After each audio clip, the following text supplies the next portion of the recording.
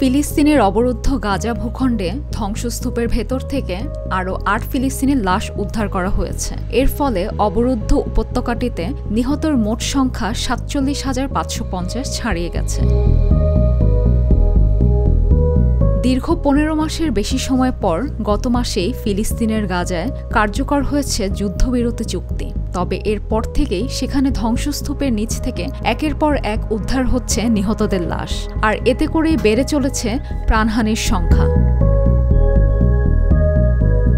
বুধবার ৫ ফেব্রুয়ারি এক প্রতিবেদনে এ তথ্য জানিয়েছে বার্তা সংস্থা আনাদোলু। বার্তা সংস্থাটি বলেছে, ফিলিস্তিনি স্বাস্থ্যকর্মীরা গাজার ধ্বংসস্তূপের নিচ থেকে আরও ৮ জনের লাশ উদ্ধার করেছেন। এর ফলে ২০২৩ সালের অক্টোবর থেকে গাজা উপত্যকায় ইসরায়েলের গণহত্যামূলক যুদ্ধে নিহত ফিলিস্তিনিদের সংখ্যা ৪৭,৫৫২ জনে পৌঁছেছে বলে বুধবার গাজার স্বাস্থ্য মন্ত্রণালয় জানিয়েছে।